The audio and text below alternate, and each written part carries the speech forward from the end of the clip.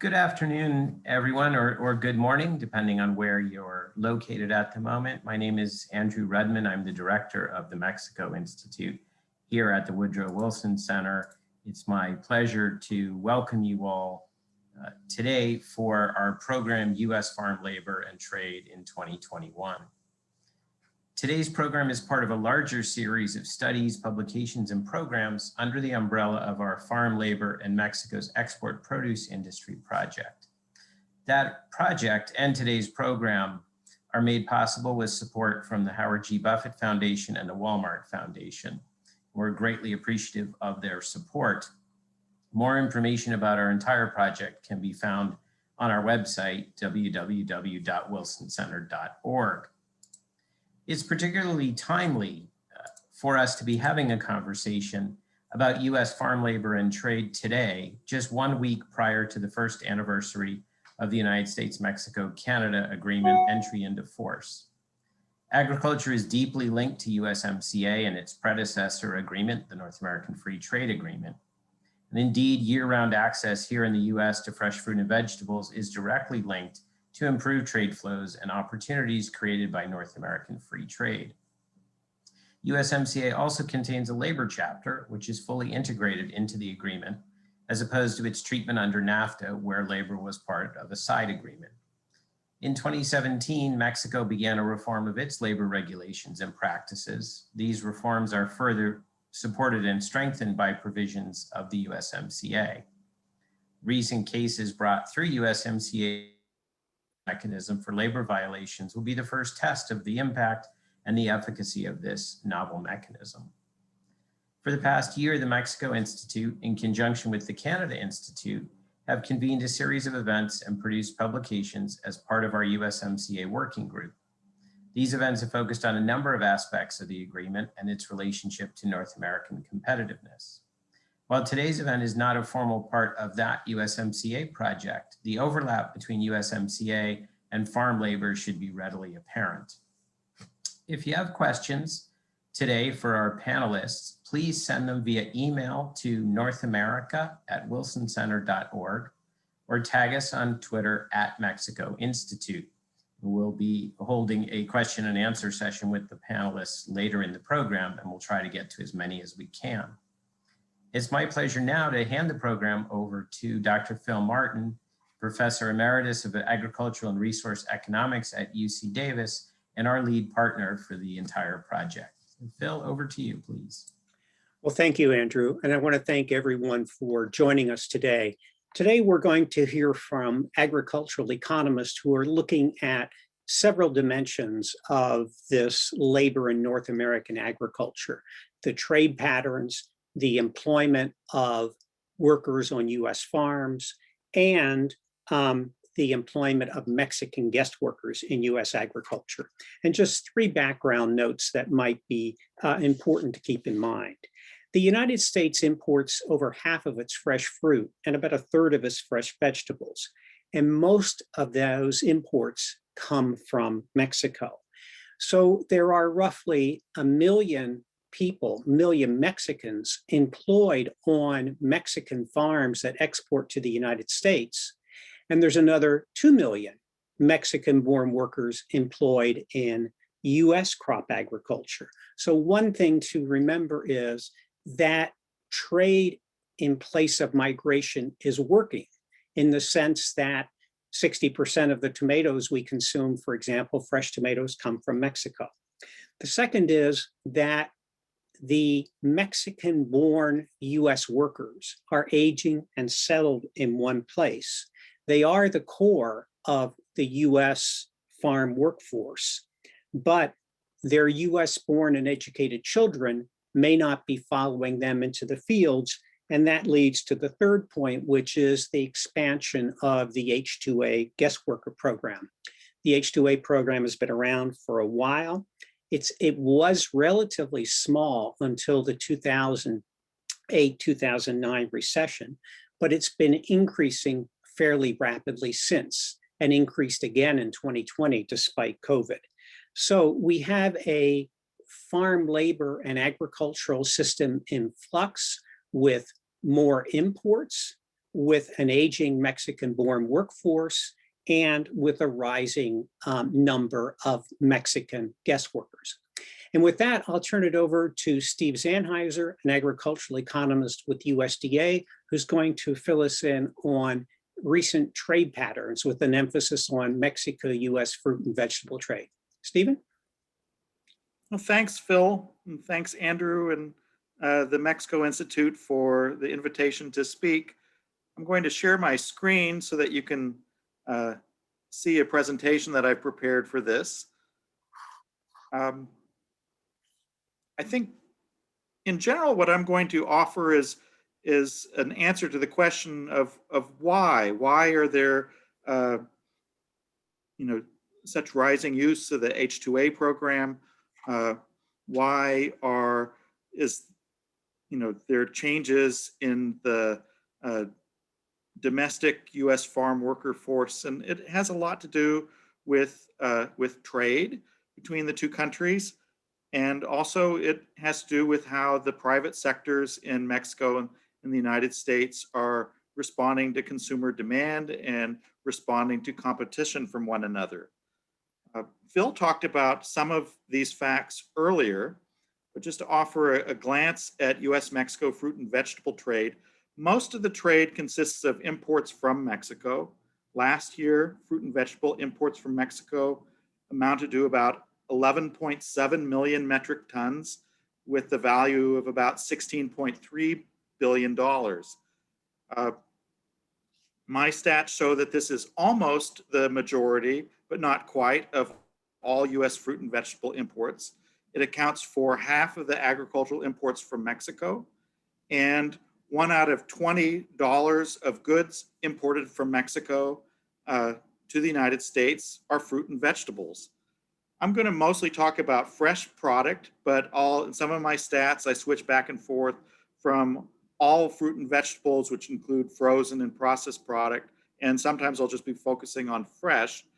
And I wanted to remind people that the US also is a major exporter of agricultural products to Mexico, with exports of about $18.4 billion last year.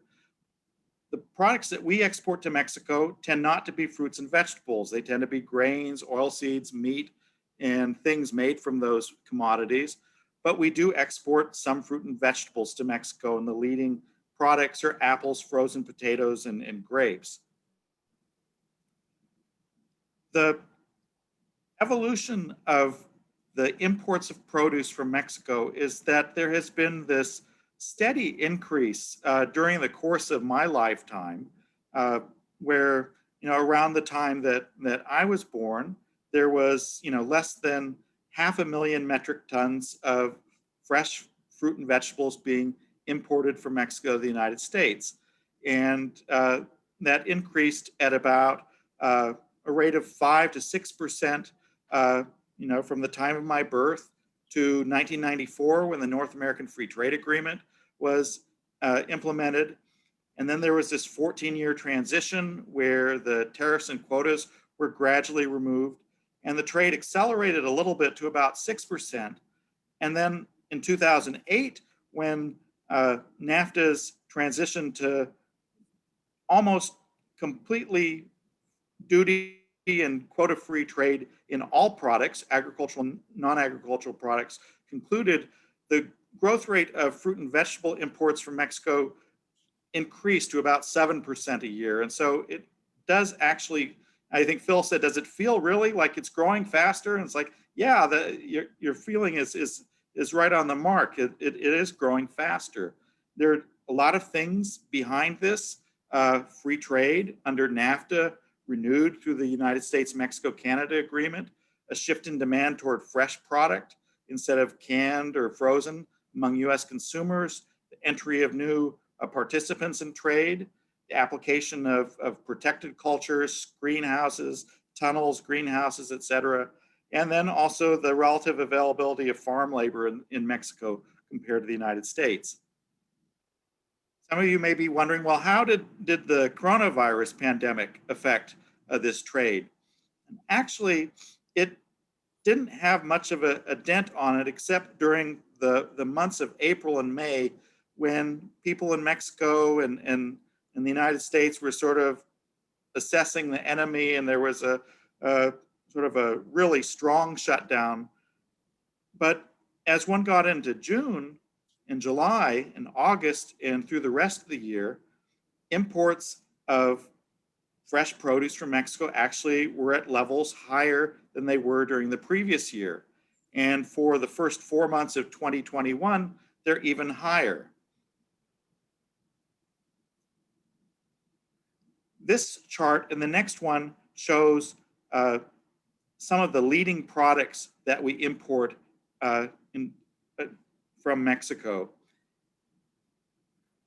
And what I've done is tried to highlight both the average rate in the growth in the imports of product between 2019 and 2020, and the products that really grew last year. And among those that really grew in terms of volume were fresh strawberries, frozen strawberries, fresh raspberries, limes, blackberries, blueberries, and mangoes of all sorts of a level of preparation. In terms of vegetables, the ones that grew a lot last year were fresh onions, bell peppers, lettuce, broccoli, frozen cauliflower, and soups and sauces, which it's a whole family of processed products that have some degree of fruit or vegetables in them, usually vegetables. Now, as one can imagine, this steady rise in imports from Mexico has placed some pressure on US growers of fruits and vegetables. And they have been expressing that to their representatives in Congress and to the executive branch. And as an example, you may remember during the previous administration that there was a decision to lay down a marker and say that we wish to renegotiate the North American Free Trade Agreement. And if we don't secure a renegotiated agreement that is to our satisfaction, the United States will withdraw. One of the things that the US Trade Representative did that's required by law is that they held hearings and asked, what should we focus on in these trade negotiations? The fruit and vegetable industry suggested that we would like to have some sort of new provision that would allow us to address competition on a seasonal basis for fresh produce that would allow us to apply anti-dumping and countervailing duties during a portion of the year rather than the entire year, when it's much harder to show that the US industry as a whole has been adversely affected. And in the end, the USMCA did not include such a provision. During the last several months of 2020 and during the first part of this year, there have been a series of investigations by the USITC about different aspects of US produce imports from Mexico. There was actually a global safeguard investigation that concerned imports of blueberries from all trade partners, and the ITC ruled that there wasn't evidence that this product was being imported in such quantities that caused serious injury or threat thereof. And there also are investigations underway concerning cucumbers or squash, strawberries, bell peppers. Those are more of the nature of fact-finding. But in the case of, I believe, the strawberries and bell peppers one, that could be a prelude to a safeguard investigation. And the findings could be used as a sort of preliminary application of duties. I wanted to show that one of the dimensions of this competition between the US and foreign suppliers of product occurs on a seasonal basis. And I showed for blueberries, one of the products that was focused on in these investigations, how much it has changed over the last 8 years in terms of the availability of blueberries throughout the calendar year. The dark blue shows the US supply of product during different times of the month, and the light blue shows the imports. And you can see that the imports have made it possible that you can consume blueberries almost any time. one of the focal points of the competition is that the imports are starting to occur at times where the blueberries were in relatively short supply and the prices were relatively favorable during that time. So if you look at the months of April or the months of September, and you can see that used to be that there weren't hardly any imports at all during that time, and now there are quite a lot. And the April month was usually like the first major month of Florida's blueberry harvest. For September, that's the tail end of the harvest in the state of Washington. And so you can see that the import competition is present throughout almost every month where the U.S. product is also in the market. One interesting thing with respect to the U.S. blueberry sector is that production actually has stayed relatively constant over the last 8 years. And that's one of the reasons in the previous slide that I used 2013 as a comparison for 2020. It's fluctuating because of different weather conditions, but there really isn't right now an upward trend in US blueberry production. It's just been fluctuating since 2013. So the additional consumption that we have of blueberries is really all coming from those imports. In this chart, I still am trying to figure out how to present this in a really compact way, but the US industry isn't just like sitting on its heels, it's actually pivoting away from some products where consumer demand is decreasing or the import competition is rising, and then moving toward things where the US has a comparative advantage in producing those things. So I did a comparison for another publication several years ago where I compared production in 2006, 2008 versus 2016, 18. And you can see that the US is producing more sweet potatoes than before, more apples, more almonds, more leaf and romaine lettuce, more pumpkins, more tangerines and tangelos, strawberries, onions, but backing away from some other things like head lettuce, tomatoes, grapefruit, cantaloupe, cabbage, sweet corn. And so I just didn't want you to get the idea that the US industry is sitting still in the face of imports. It is adapting. It is trying to find out what its strong suits are. Now, the same thing is happening in Mexico.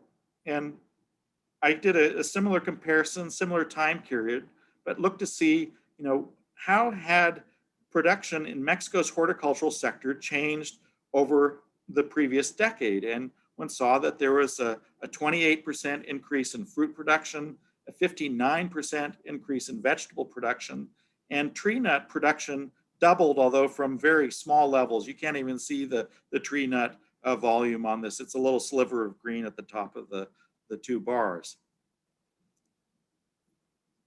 That increase in production is concentrated in a fairly large number of products. There are 20 different products that account for about 80% of the increase in volume. And this is actually one of those apples and oranges comparisons in that some of these things have a lot of value per mass, per kilo, but you see that there are a range of products, and many of these are things that the Mexico exports to the United States and is exporting larger volumes that they had in the past. This chart shows roughly the share of Mexican production that is destined to the US market for these 20 products. And you can see that there are some where the vast majority of production, for instance, about 3/4 in the case of cucumbers, goes to the United States. And then there are other things like nopalitos where, most of the nopalitos produced in Mexico stay in Mexico. There are a lot of products where the orientation toward the US market has become stronger over the past decade. But among the top 4 in terms of the orientation to the US market, it's actually weakened a bit. as Mexico either focuses more on selling those products to domestic consumers or to exporting them to other customers outside of Mexico. And so I found that very interesting, that, again, the Mexican industry is not staying put. I think I see these little flashes coming in my corner. Phil, does that mean my time is almost up?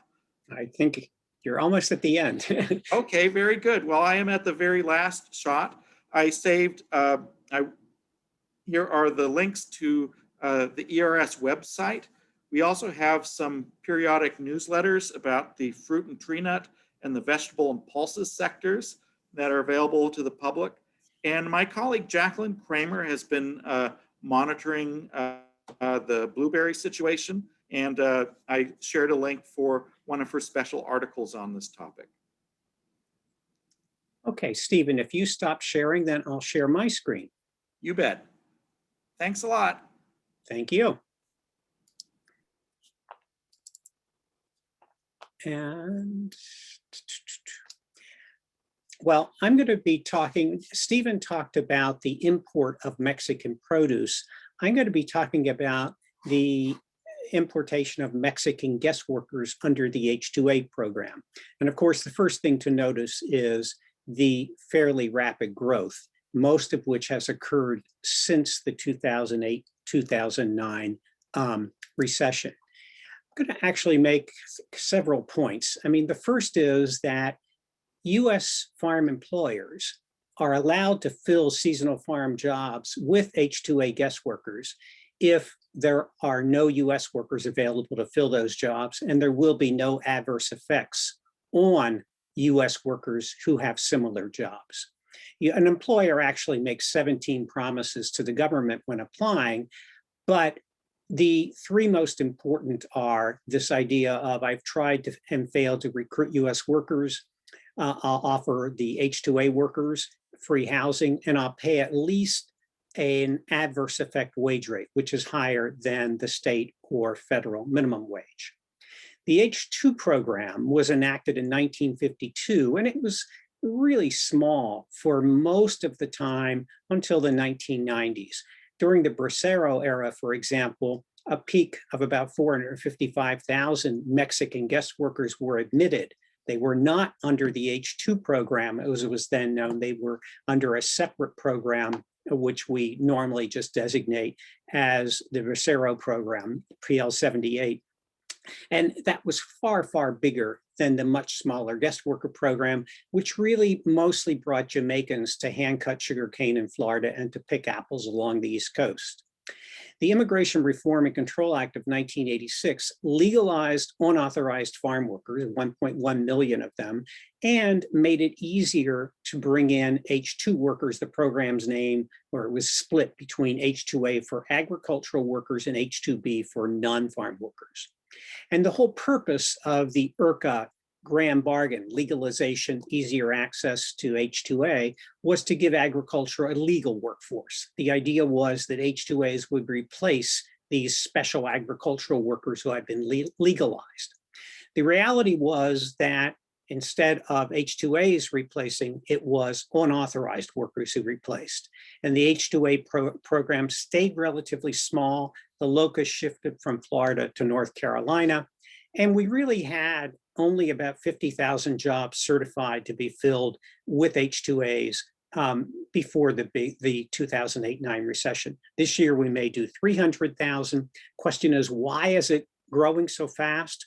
Well, as we'll hear soon, Mexican-born US workers are aging. They're settled down. They're not as migratory or flexible. There are few unauthorized newcomers coming. And so the fresh blood in the farm workforce tends to be these young and productive H-2A workers. What's going to happen next? It's hard to know. There's a lot of regulatory uncertainty and legislative uncertainty. The Department of Labor has proposed going from one of these adverse effect wage rates per state to having 6 or 8. That is for different job titles. The Farm Workforce Modernization Act, which was approved by the House in March of 2021, would essentially repeat the IRCA legalization, H-2A change, and mandate E-Verify. The idea is, once again, let's give agriculture a legal workforce by legalizing the unauthorized, making it easier to bring in guest workers, and then requiring farm employers to use E-Verify to check new hires. If the Farm Workforce Modernization Act were to pass, H-2A would probably grow faster. It would spread to livestock. But meanwhile, farm labor costs are going up. They're going up because of supply and demand. That is, there's a demand for workers and not as many newcomers coming in or US workers going out. State laws are raising minimum wages, requiring overtime pay. And we'll look briefly at the responses, which are labor-saving mechanization, bringing in H-2As, and then, as Stephen just mentioned, more imports. But the H-2As play different roles in different commodities. So we'll talk a little bit about what those different roles are. So in order to bring in H-2A workers, you fill out what's called an agricultural clearance order. And what you do as an employer is you say, this is how many workers short I think I'll be. So this employer is going to have a total of 900 workers and wants to have 75 H-2A workers. And the employer is offering them 7 hours of work a day, 5 days a week, at the adverse effect wage rate for California of $16.05. This particular contractor is a harvester of sweet corn, which is in eastern Contra Costa County of California, in an area that is famous for sweet corn. So that was mostly a local workforce with an H-2A supplement. Here's another job order. This one is for H-2A workers to pick strawberries. This is offering 6 hours a day, 6 days a week, the same adverse effect wage rate. These are California adverse effect wage rate. And in this case, most of the workers in this crew will be H-2As, 42 out of 48. So it's the idea is employers set the H-2A program in motion by requesting certification from the Department of Labor that H-2A workers are needed. So when we look at H-2A in last fiscal year, there were about 13,500 employer applications that were approved, and they were approved to hire to fill about 275,000 jobs with H-2A workers. As you can see, the darker the color, the more. Florida is the leading state, has the most H-2A jobs certified, and then Georgia. And so it's mostly a southeastern United States program, but the program is growing especially fast in California and Washington. And the reason that's important is that California and Washington together account for between 40 and 45% of all farm worker employment in the United States.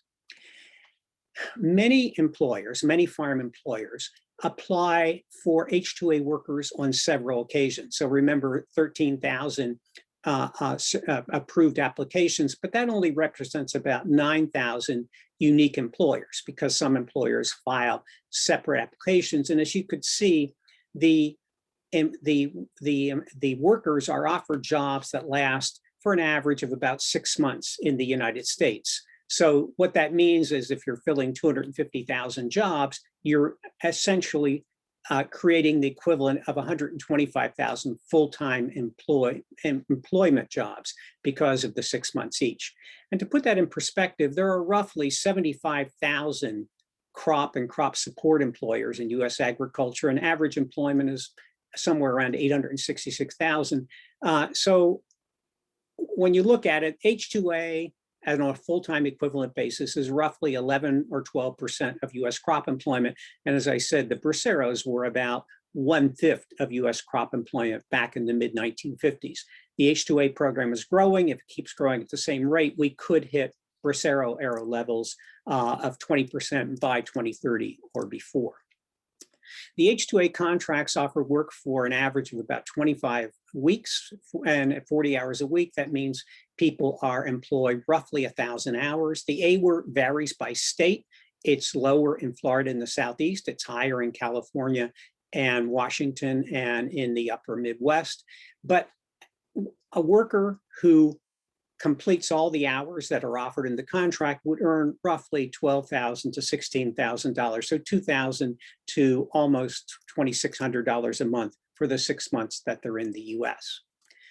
When you look at who hires or who is approved to hire the most H-2As, the top 10 employers include 2 employer associations. So an employer association can bring in workers, sometimes house them, sometimes move them from one farm to another.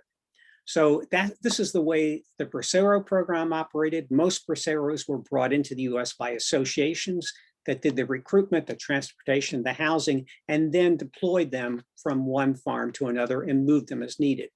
So we have 2 associations, 2 large employers, and then 6 labor contractors. What makes the H-2A program so different from the Bracero program of the 1950s and 60s is the importance of farm labor contractors. So the largest employer of H-2A workers is the North Carolina Growers Association, and it's unique in several ways. It's an association that brings workers in, often sends them out in small numbers, 3, 4, to tobacco farms, and has an agreement with the Farm Labor Organizing Committee, which aims to try to ensure that the workers do not pay fees, recruitment fees in Mexico in order to get these job offers to come to the United States and earn the $2,000 or $2,500 a month. Fresh Harvest is the largest labor contractor that employs H-2A workers. It's headquartered in Southern California, provides a lot of workers in Salinas for lettuce and for strawberries.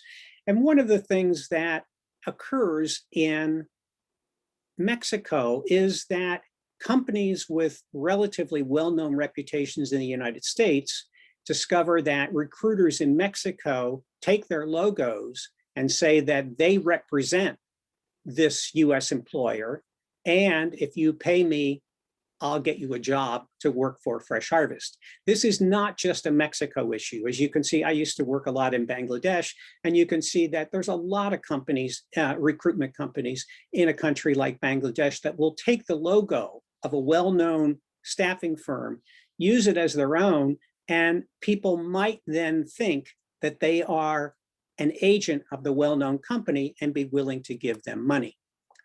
So I already said, what role do the H-2A guest workers play in US agriculture? In some commodities, the H-2As are a bridge to mechanization. Most Braceros were a bridge to mechanization in cotton and in sugar beets. That was the job that most Braceros did back in the 1940s and 50s.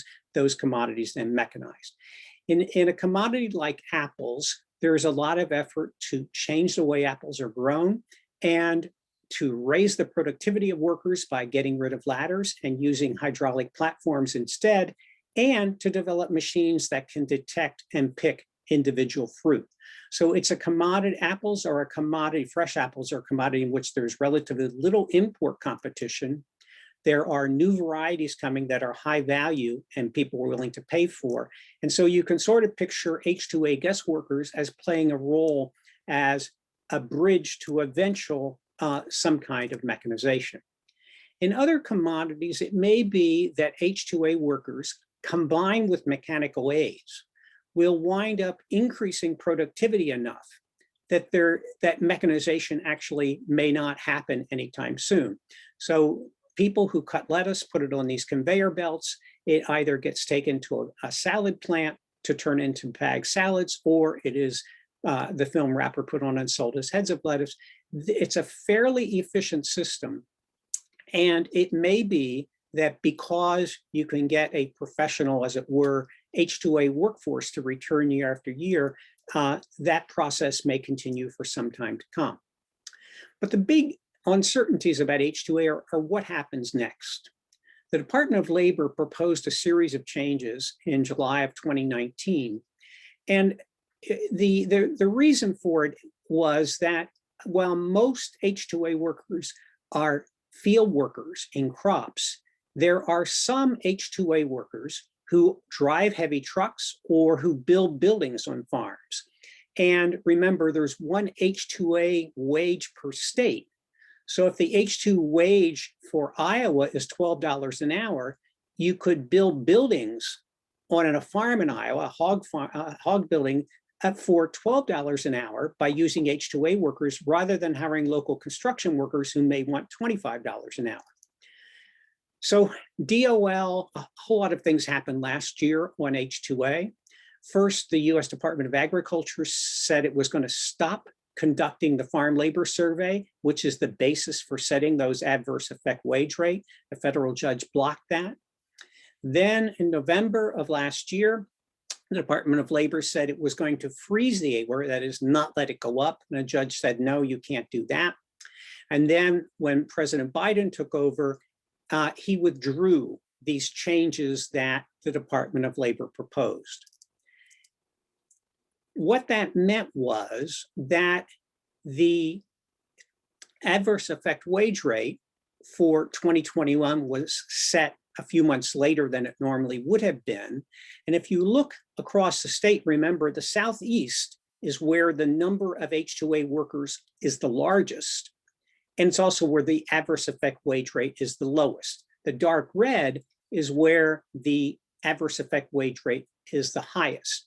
And you can see the attraction of working at the adverse effect wage rate, because in Mexico, you're earning, the minimum wage comes out to $7 or $10 an hour, $10 closer to the border. And most farm workers earn twice, sometimes 3 times the minimum wage, but still it's about a 1 to 10 difference in wages. That is, US wages are about, at the AWR, are about 10 times higher than in Mexico.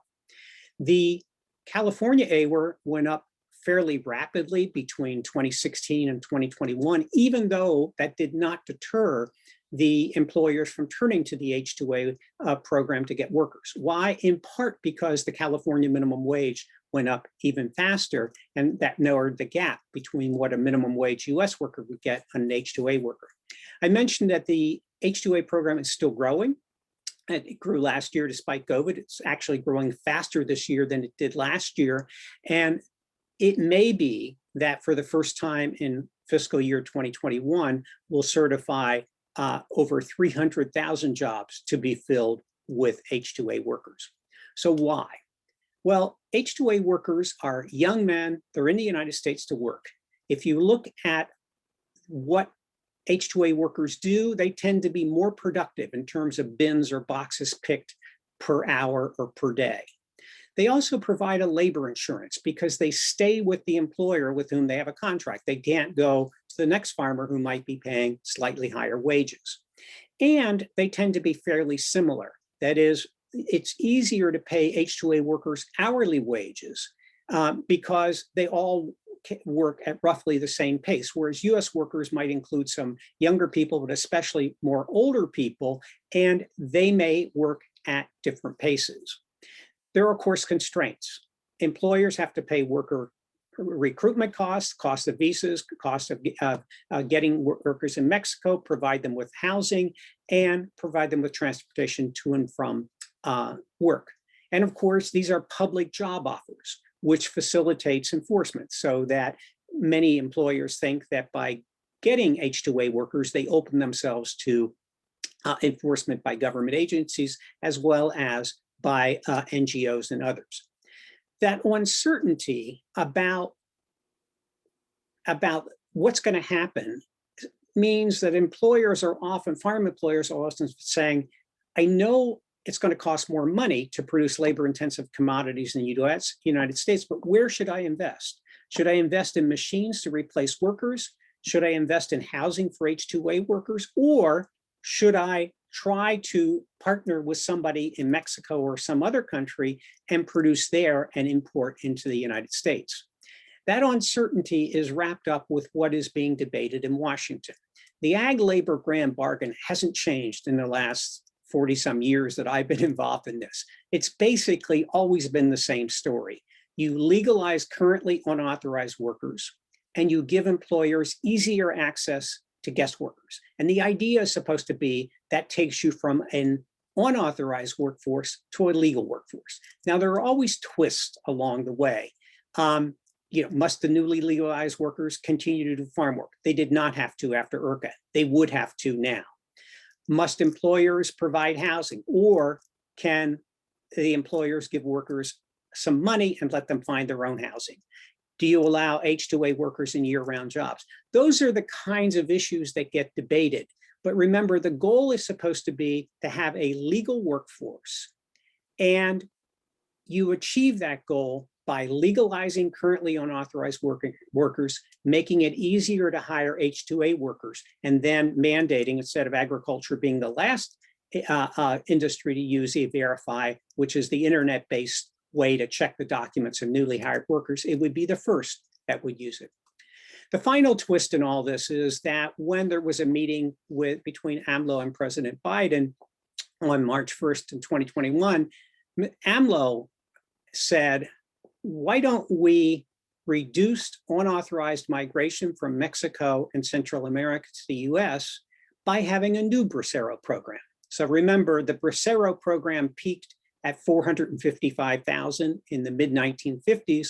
AMLO threw out a number and suggested 600,000 Braceros. And he confidently said, and we can avoid all the problems that we had with Braceros in the past. So where are we? In 1986, we legalized 1.1 million unauthorized workers. We created the H-2A program. We set these adverse effect wage rates. And for the next, say, 15, 18 years, we had unauthorized newcomers arriving from Mexico who were replacing these newly legalized workers, most of whom got out of farm work. And we had the historic thing that we always have, that the children of farm workers who were educated in the US typically do not follow their parents into the fields. We've had an expansion of labor-intensive agriculture that reflects the year-round availability. It reflects affluence, health, people wanting to watch their health. And much of that increased consumption of fresh fruits and vegetables has been supplied by imports. On the farm labor side, we've had fewer newcomers over the last decade, labor costs going up a lot with state laws, not with federal. And then we've had this uncertainty arising from the failed efforts of the Department of Labor to make changes. We may have a bipartisan new Farm Worker Workforce Modernization Act. We don't know what's going to happen with AMLO. With that, I'll thank you for your attention, and we will now switch and talk about the US farm workers who are not H-2A workers, and that is Susan Gabbard and Daniel Carroll, who are agricultural economists, and we're going to talk about the National Agricultural Worker Survey. So I will stop sharing and we will turn it over to them.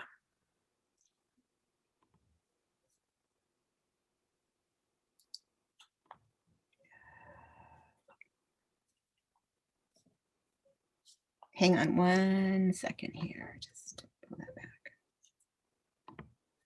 All right, let me get a screen share here. All right.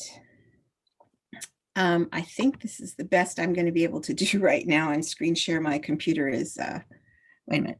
Are you seeing my screen? No, I'm seeing mine. Okay, I'm going to stop your share screen.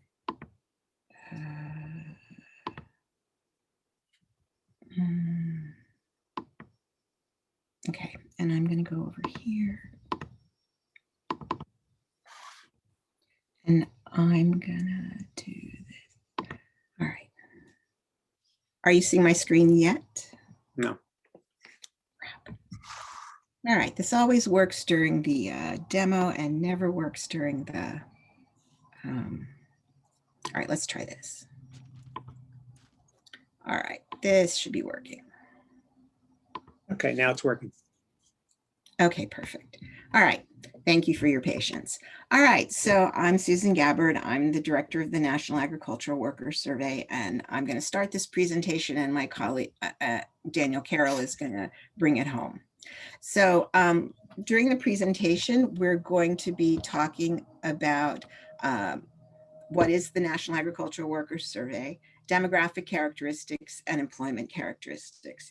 And when we're talking about the demographic and employment characteristics, we're going to present information on our cohort from 2015-2016, and we're going to present some trend data that will break down in 3 time periods: 1989 to 2016. 1989 to 2000, 2001 to 2010, and 2011 to 2016. All right, so what is the NAWS? It is the National Survey of Crop Workers that was started in federal fiscal year 1989.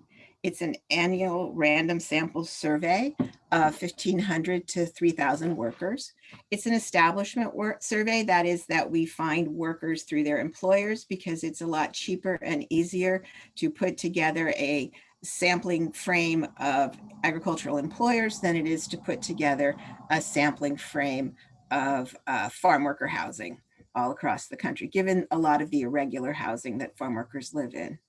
The survey is a reliable source of information on crop worker demographics. We do, because of the sample size, have limited regional coverage and no local numbers, and H-2A workers are excluded from the survey. So, all right, so our 2015 and 2016 annual cohorts, when we look at the demographics of those, we find that very true to what people think about farm workers these days. A little over 2/3 of the farm workers are from Mexico, a quarter of them are from the US, and Central America is a country that is increasingly sending more farm workers to the US. Among Mexican farm workers, 47 or almost half of them are from the west central area of Mexico. Northern Mexico supplies a little over a quarter, and southern Mexico a quarter. Currently, women make up about 1/3 of the farm labor force, and men make up 2/3. The farm labor force is getting up there in years, at least the non-H-2A component, which we survey, average age of 38 years and a median age of 37 years.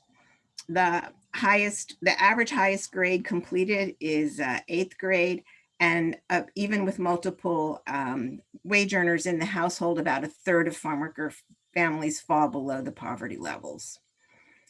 In terms of marital and family status, you'll see that single workers make up about 3 in 10 farm workers, that unmarried parents are 13% and married parents are 41%, meaning that more than half of farm workers are parents, and those who are married with no children make up about 15% of the farm labor force. Migrants make up about 1 in 5 farm workers now. This is up a bit and down a bit, which we'll talk about when we talk about trends. And we get to that 19% by having 9% of the farm labor market be domestic migrants, 7% be international migrants, and only 3% being foreign-born newcomers. Had a large decrease in those, which we'll talk about when we get to the trends. Currently, about half the farm labor force is authorized and the other half is unauthorized, consistent with where they were born. About 3 in 10 are citizens, another 2 in 10 are permanent residents. I'm going to look at our trends now. So in terms of place of birth, the thing that has not changed is that Mexico is a major sending area, accounting for 2/3 in 1989 to 1999 and 2/3 now. The slight increase in the middle years of 2000 to 2010. The portion of the U.S. that the farm labor force that's come from the U.S. and Puerto Rico has remained fairly constant: 29%, 25%, 27%. Central Americans, as I mentioned, are up slightly. So pretty stable in terms of the countries from which we are getting farm workers. And I talked about the Mexico sending region. So here we have seen a change, even though that Mexicans are coming in similar numbers. What we're seeing here is they're coming from different places in Mexico. So the west central area of Mexico is pretty stable and has supplied about 45% of the farm workers since 1989.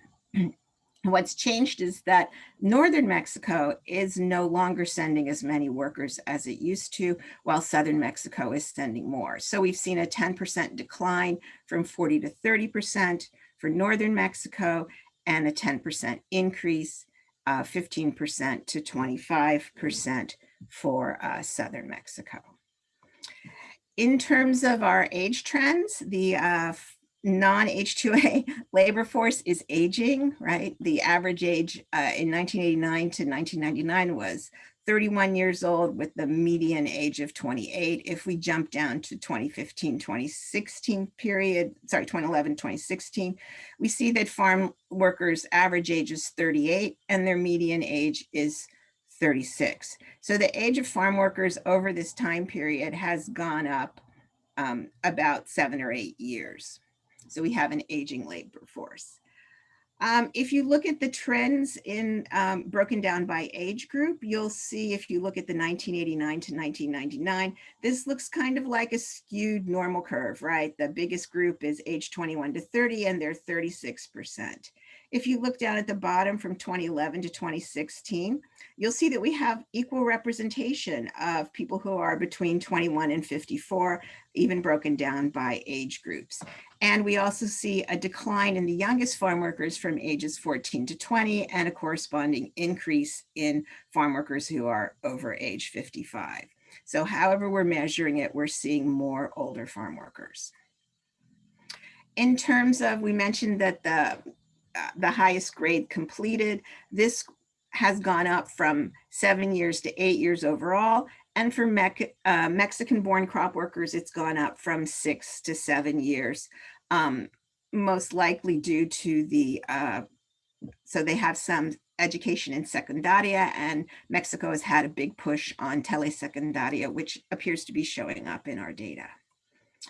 Okay, so let's talk about gender and families. I mentioned that we have about a 2/3, 1/3 split currently, and this is showing it as 70-30 in terms of 7 men and 3 women out of every 10 farm workers. We're seeing that this is pretty much the highest percentage of women farm workers that we've had over the course of the survey. So it used to be more like a quarter of the labor force, or less than a quarter of the labor force was female. And as we saw in the 2015, 2016 numbers, it was up to 1/3. So again, we have a drop in single no children. I know Rick Mines used to talk about the unaccompanied farm worker.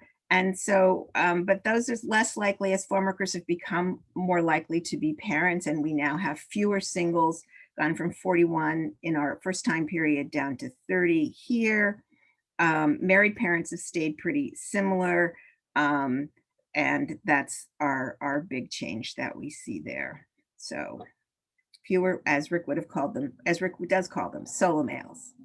All right, so in terms of migrants as a share of crop workers, we've seen a huge decline, right? From half of the farm labor force being migrant in 1989 to 1999 to 17% in the most recent period. So almost a threefold decline in the number of migrant farm workers. And you can see that from looking at the types of migrants that a lot of this decline has been across the board, but there's been a larger decline in international migrants, dropping from 20% to 6%, so dropping 14%, whereas domestic migrants have dropped from 16 to 9%, being only a smaller drop, and the virtual elimination of newcomers from the farm labor force who made up 13%, or about 1 in 8 farm workers in 1989 to 1999 and 2000 to 2010, whereas currently those farm workers make up about 2%, or 1 in 50 farm workers. So a big drop.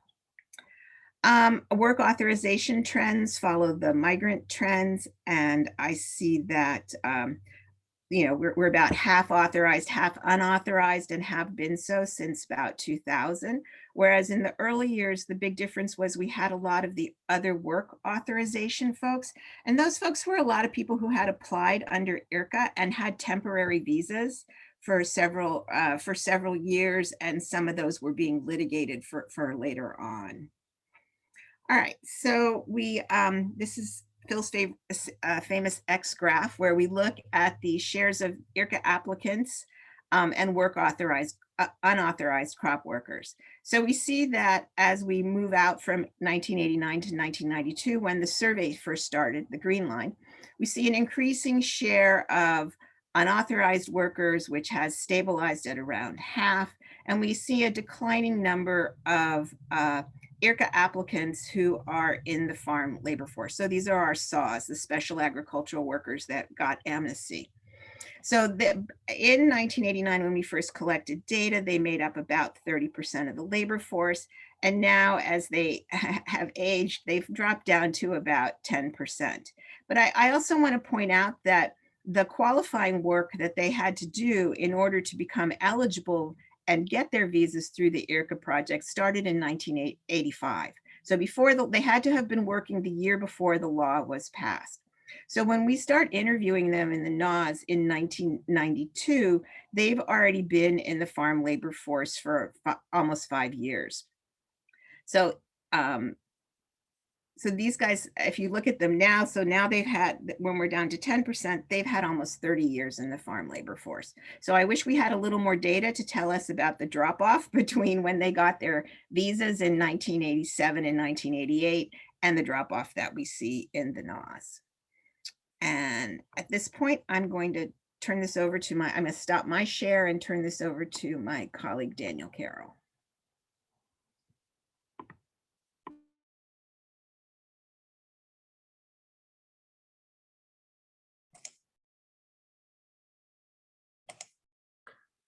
Well, thank you, Susan. I'll see if I can share my screen here.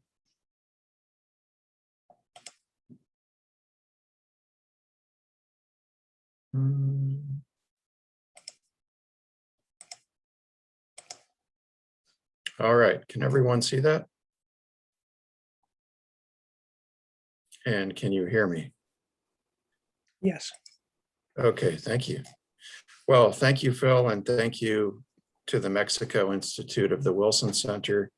It's my pleasure to talk with you today about National Agricultural Worker Survey findings, and I'm going to skip through the slides that Susan covered and pick up on employment characteristics.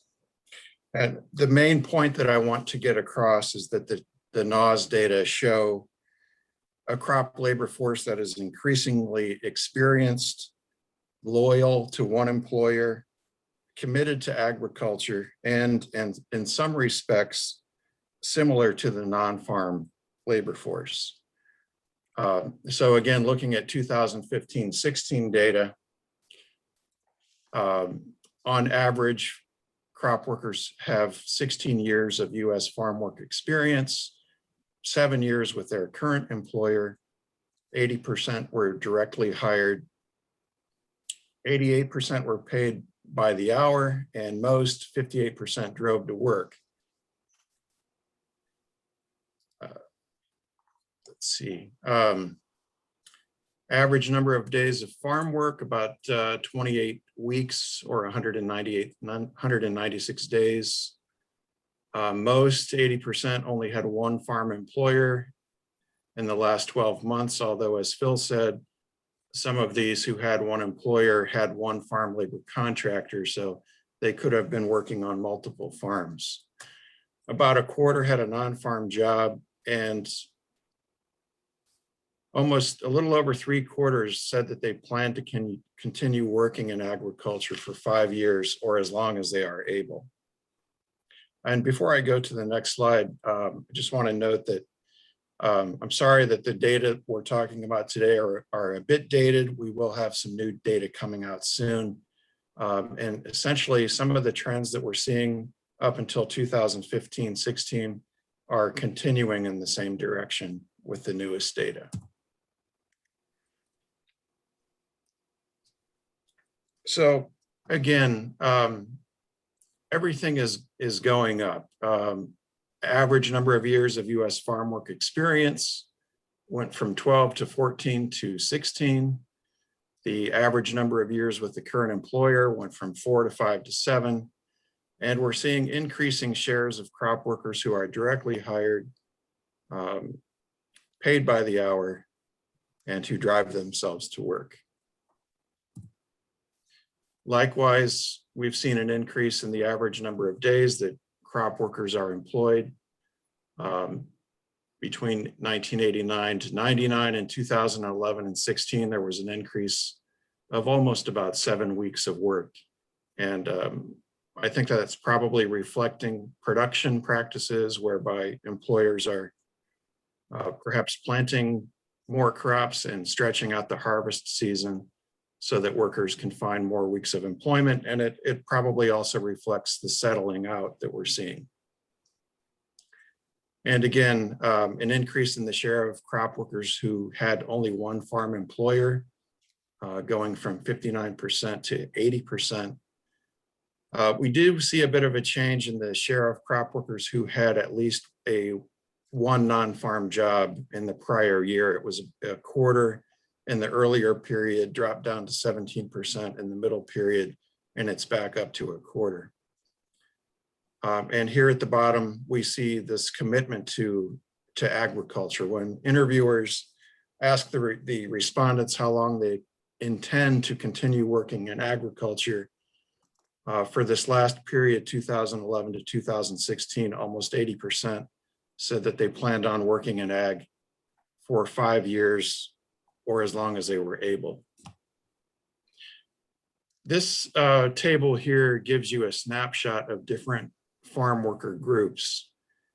We're looking at, in the case of US born and foreign born, they sum to all farm workers or crop workers. Or if you look at work authorized and work unauthorized, they also sum to all crop workers. Otherwise, these groups are not mutually exclusive. There's some overlap. I saw a question pop up a minute ago about our definition of migrants. And since we have some findings on migration in this slide, I'll say that our definition is a migrant is someone who in the last 12 months traveled at least 75 miles between a residence and a farm job or between two farm jobs. So you can see the foreign born in 2015, 2016 were 3/4 of all crop workers, but among the foreign born, only 21% migrated. I'm going to stick with this slide for a minute to focus on the IRCA group, the legalization applicants, which includes those who obtained work authorization through either the general legalization program or the special agricultural provision of IRCA. Most of the crop workers that we interview who did authorize under IRCA are the latter, our SAW applicants. So as we saw on the slide that Susan showed, they're down to about 10% of the crop labor force. They are the oldest group of crop workers on average. They are 56 years old, and 80% of them are at least 50 years old. They are also the most experienced. They have on average 34 years of US farm work experience, and they do the most days of farm work, on average 240 per year. However, it's a small part of the crop labor force, and we expect their share to be declining, perhaps at an increasing rate as they continue to age. The next group I'd like to focus on are the work unauthorized. As we've discussed, they comprise about half of all crop workers. Next to the US born, they are the youngest on average. They are 36 years old. However, only 9% are 50 or over. So it's a younger profile. On average, the work unauthorized have 12 years of US farm work experience. So again, it's a pretty experienced part of the labor force. And after the IRCA applicants, they do the most days of farm work per year, on average 215. I have a couple of maps here. This map shows the 12 NAS sampling regions. If you have access to the full or the restricted NAS data file, you can analyze data for 12 regions of the country, 2 of which are states, California and Florida. The public data file can be analyzed for 6 regions of the country. And again, California is a standalone region. We took a little bit, we're looking now a little bit at wages. Since these data are from 2015, 2016, the actual wage rates reported here in the last column on the right probably don't have much meaning. But what is interesting when we compare the average hourly wage rates between crop workers who, when interviewed, were performing a primarily non-harvest task versus those who were performing primarily a harvest task. And the upshot here is that for the US as a whole, harvest workers earn about $1 per hour more. And that's true for 4 out of the 6 regions. For the Northwest, there's almost a $3 an hour increase. Harvest workers are paid about $3 more per hour compared to non-harvest workers. And some of that probably reflects that while doing a harvest task, crop workers are more likely to be paid a piece rate, and they can make more money usually by the hour when paid by the piece. By region, the income from farm work is not does not vary very much. It's for most of the regions, and for the US as a whole, the average income is between $15,000 and $17,499. What stands out here is the Northwest. That is the region that had the highest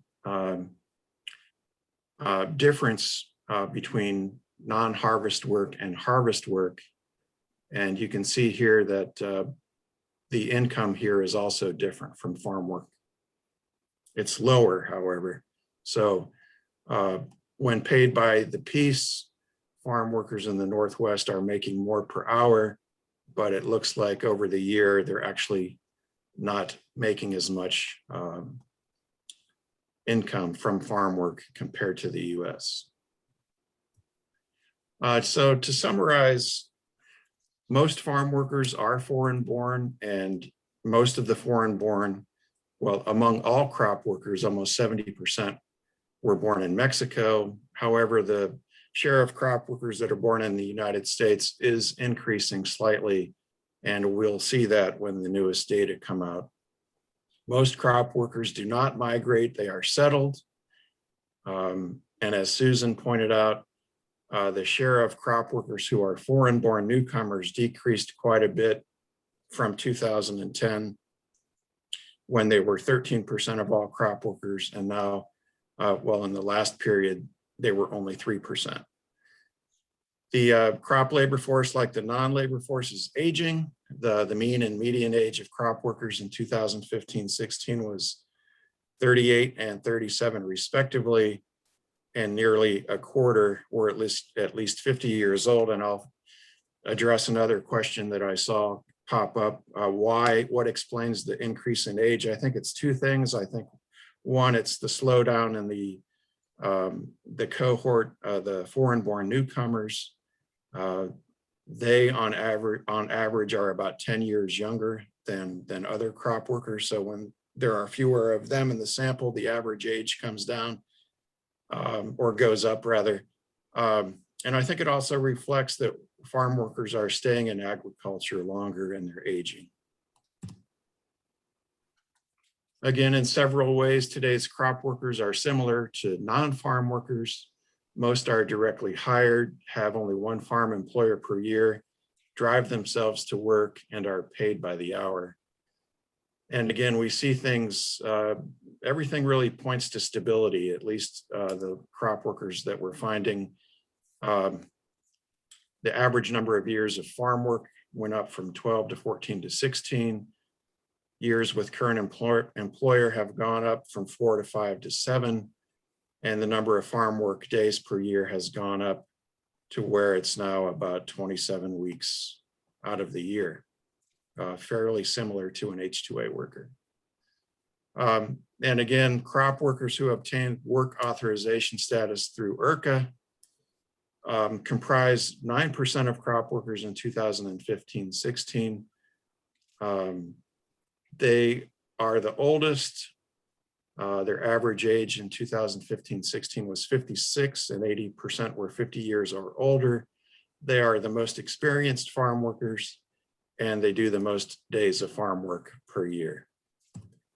And I think that's it. Thank you. Thank you.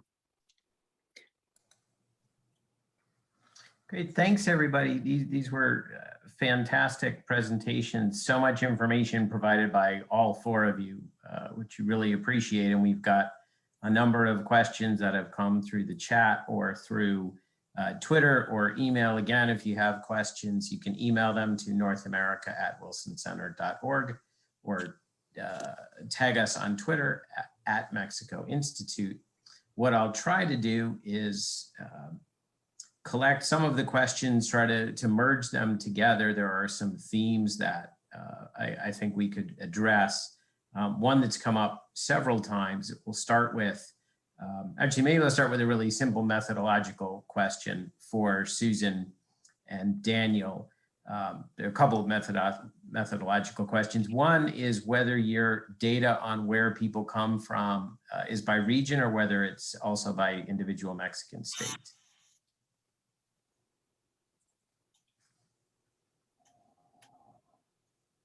Hi, Andrew. We actually, for many years of the survey, we know what village crop workers come from. For some of the states, like the big states in West Central Mexico, Guanajuato, Michoacan, Jalisco, we can report the share of crop workers that are from those states. Otherwise, we run into a sample size issue. So we tend to report by region of Mexico. And we only showed 3 big regions in the presentation, but I think actually we have data for 16 or 17 Mexico sending regions. Got it. Okay, great. Thank you. Another question, and I'll read in from one in the chat. In the beginning of the presentation, it was stated there are 2 million farm workers employed in the US, but the NAS survey only captures 1,500 to 3,000 respondents. If you were able to survey all 2 million, do you think the results would still be relatively the same? I guess that's really a question of how confident are you in your sample size?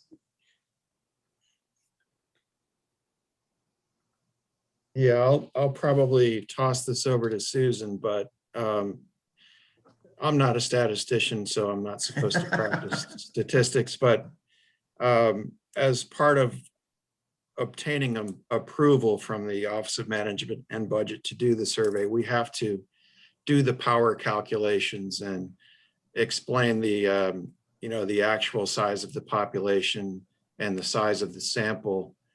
And we, for most of our variables, the confidence intervals and the relative standard errors are such that we're able to report the data. We do follow reporting rules. So if the precision is such, if the standard error of an estimate is too high, we suppress and do not report, or we say interpret with caution. But sample size is really probably one of the big limitations of the survey, which is, the survey was designed to reflect crop workers nationally. If we pool enough years of data together, we can talk about crop workers regionally. But in reality, most, farm labor markets are local. And, so we'd like to be able to report data for more states, but so currently we can only do that for California and Florida, again, pooling many years of data. So that speaks to sample size. There was another question about the methodological limitations. Sometimes people point to the fact that we have to get an employer's permission to interview farm workers. So there's always a concern, are the employers who say yes, are they the good employers? So we're only interviewing crop workers on the farms, on the good farms. We have done some sample bias analysis, and we find that based on the data that we have at our disposal, there's not a whole lot of difference between the farms who say no versus the farms who say yes. But we recognize that that will probably always be a concern about the survey. And Susan, if you want to add anything about statistics or anything like that, feel free. Just very quickly, we have done some analysis on farmers who are repeats in our sample, and some years they say no, and some years they say yes. So some of our non-response is we know who they are because they responded at other times. So but the other thing that I wanted to say is, if we answer the question directly, if we surveyed all 2 million farm workers, we would be surveying 200,000 H-2A workers, which are excluded from our survey. So if we surveyed all, Daniel's comments replied to the if we think that there are 1,600, 2.1 million. Anyhow, if we surveyed all of the farm workers who are not H-2A workers, that's what Daniel's comments apply to. And we're very open and straightforward about the survey's quality, and publish a lot of things that show up on OMB website, and all our reports include the standard errors and all those things in an appendix. So thank you. There were other questions. I'm sure we could talk more about methodology, but maybe to shift gears a little bit and cover some other topics.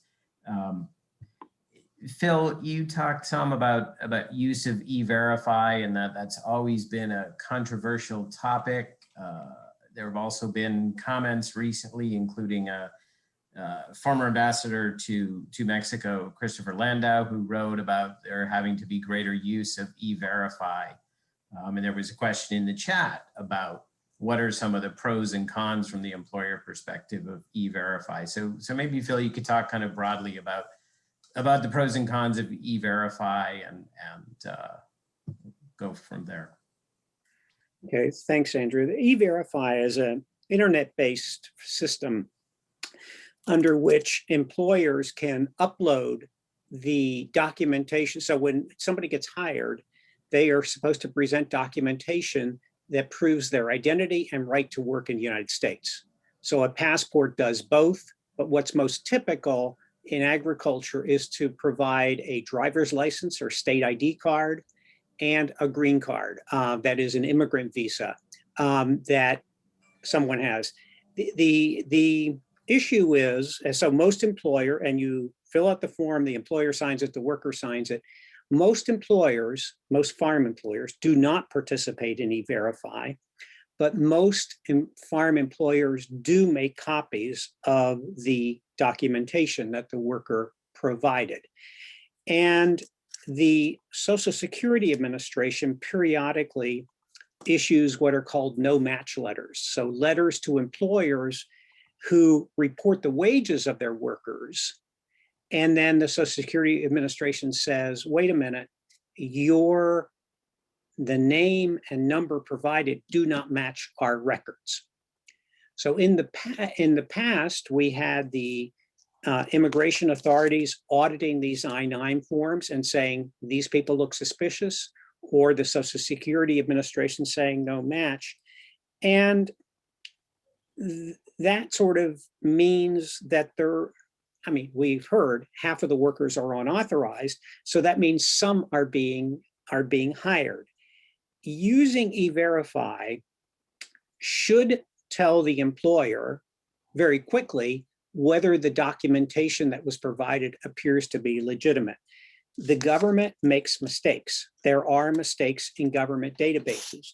Farm workers are often not in a good position to correct government mistakes. So one of the issues surrounding the mandating E-Verify for low-wage workers is, if there are mistakes, which happen, say, 1 or 2% of the time, are you putting a huge burden on precisely, the employer tells the worker, and are you putting a big burden on workers who are not in a good position to deal with bureaucracies? Let me just add that most meatpacking plants do use E-Verify. So meatpacking plants typically have 2,000 or 3,000, the large ones 2,000 or 3,000 employees. And if you look at the workforces there, they're heavily, there are legal immigrants, there are lots of refugees in meatpacking plants. So most meatpacking plants are in rural areas in the Midwest where the cost of the corn and the soybeans to feed the animals is lowest. And so there will be communities of people from Eritrea and from Burma and from Somalia and other places. And the reason for that, in part, stemmed from late 1990s. There was a series of raids on meatpacking plants called Operation Vanguard, in which they went in and subpoenaed these records, and then the employers fired the unauthorized workers. And then in 2006, there was one of the largest workplace raids ever, when over 1,200 workers at a Swift company, now JBS, were arrested in one day. So clearly, I think most employers would say you cannot mandate E-Verify until there is an option to hire legal workers. And under the Farm Workforce Modernization Act, E-Verify would not be mandatory until the legalization program is in process and the H-2A program is changed. So it would not happen the first day. But the idea is, if IRCA in 1986 promised a legal farm workforce, and 2 decades or 3 decades later, we have half unauthorized workers, the idea this time is you're supposed to deliver a legal workforce as a result of this. Thank you. And again, switching gears and bringing Stephen back into the conversation. There were a couple of questions about food consumption and imports, Stephen. One is you had shown how Mexican exports for certain crops have increased considerably. Does that reflect an increase in US consumption overall, or does that suggest that Mexican market share is replacing domestic production?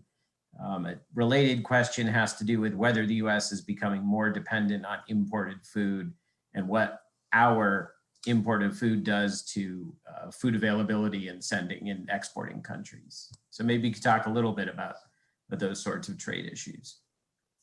Sure. In general, foreign produce supplies a larger share of US food availability than in years past. And a lot of it has to do with the rising imports from Mexico. There are particular products where Mexico has a very large share, in the neighborhood of 50 to 60 to 75%. There are a few examples, such as avocados, where it's even higher, probably in the neighborhood of 85 to 90%. And it's not that we're consuming more fruit and vegetables, but that there is a shift in the pattern of consumption, so that we are supplying a bit more, we're consuming more fresh product than we had, say, a quarter century ago. That there's greater interest in certain types of tropical fruit that were not on the table 25 or 30 or 35 years ago. Things like mangoes or avocados, papayas. Those are all relatively new things in the American diet, where everyone has, or almost everyone has access, if they want, to having that. And then also being able to have fresh product year round, instead of just during a particular part of the year when the product's in season in the United States. Thank you. We probably have time for just a question or two more. Phil, there was the Supreme Court announced a decision just earlier today that, at least according to the New York Times news flash, says that the Supreme Court ruled against a California regulation allowing union organizers to recruit farm workers at their workplaces. So one of the questions in the chat was, what do you think is the impact of that decision? There was also a question about whether H-2A workers are allowed to join unions. So maybe you could address those two topics to whatever extent you're comfortable. Okay, I can address them both. The the decision was more or less expected from the US Supreme Court, and it will not have much of a practical effect because there's very little union organizing. But roughly speaking, under the non-farm labor law, a union cannot enter private property to take access to workers unless there's no other feasible way to talk to workers. So a ship or in a logging camp, if the employer owns the camp, a union will petition the NLRB and say, we need to talk to these workers about their rights. We can't get on the ship without the employer's permission, or we can't get into the law. You've got to give us permission. That's called the Babcock decision. That's been the law. When the ALRA was enacted in 1975, the ALRB, which is similar to the NLRB, looked at this and said, well, look, we're going to be swamped with applications from unions to access workers on farms because the workers don't speak English, they're low education, some of them live on the farm where they work. So we're going to grant automatic access to union organizers to go onto farms. It's limited to so many hours per day, so many days per year, et cetera, but it's automatic. What the case was about was two California employers said, by the state requiring us to give automatic access to union organizers, they're taking our private property. And the Supreme Court ruled 6-3 today that is, in fact, a taking of private property. And so now it will go back, and unions will now have to, presumably, explain why they need to take access. And the ALRB will then, I don't know how they will rule, but then an employer might say, wait a minute, you have not yet exhausted the other ways in which you could communicate with the workers. So that's roughly where it is. But the reason it has limited practical significance is there is relatively little union organizing going on in California. There are somewhere between 500 and 800,000 farm workers in California, depending on exactly how you count. And there are under 10,000 that are represented by unions. So it's a relatively small slice of a relatively big labor force. And there is some union activity in North Carolina. There's some union-like activity in Florida. But what's been happening in agriculture, instead of traditional unions, there's been these worker centers, NGOs that kind of like the Coalition of Immokalee Workers is not a union. It's an organization that advocates on behalf of farm workers, but it's not a union with dues paying members that does contracts. Great, thanks. Thank you. That's a really helpful response. We just have a minute or two left. So I think what I'll do before I close is just see if any of our panelists, Stephen, Susan, Daniel, or Phil, if there's anything you wanted to mention that we hadn't covered. I'll give you that maybe 30 seconds to do that if there's something you wanted to add. I can't tell, Stephen, did you, I can't tell if you're about to say something or. You're good. Okay, well, then I can just, on behalf of the Wilson Center and everyone else, just thank everybody for participating today. I do think that one thing we should keep in mind is that the number of people consuming fruits and vegetables in the United States has grown enormously over the last half century, and the per capita consumption of many of these commodities has gone up. But one thing that's really important to keep in mind is that, unlike a half a century ago, there's a lot of farm workers employed outside the United States who are producing fruits and vegetables for Americans. And so that was not true during the Bracero era or really the imports of fresh fruits and vegetables. We always imported bananas and a few things we don't grow here, but the imports of products which are also produced in the United States, that has been a phenomenon that has come about over the last 30 years. The thing with Mexico, driven by, as Stephen said, by NAFTA and USMCA, but also the development of a whole winter export fruit industry in Chile and Peru and elsewhere. And so I think that when we think ahead to the next 10 years of farm labor in rich countries like the United States, the same thing is happening in Europe.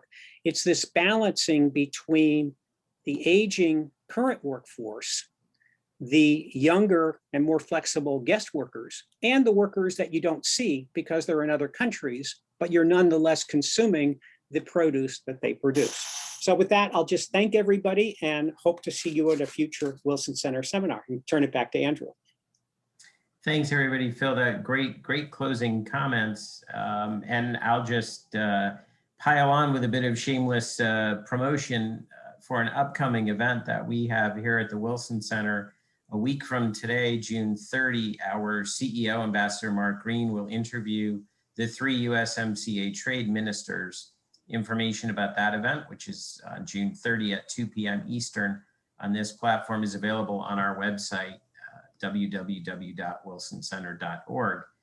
And with that, I will thank you all for joining us this afternoon. This was recorded and will be available on our website if you'd like to review any of the presentations. Can I just say one last thing before we go? And that Please. is the National Academies, you can go to their website, is on June 29th. I just remembered doing a seminar on farm workers, but especially on mechanization that would replace farm workers with a series of ag engineers. So it's the National Academies of Science and Engineering, and you can find it on their website.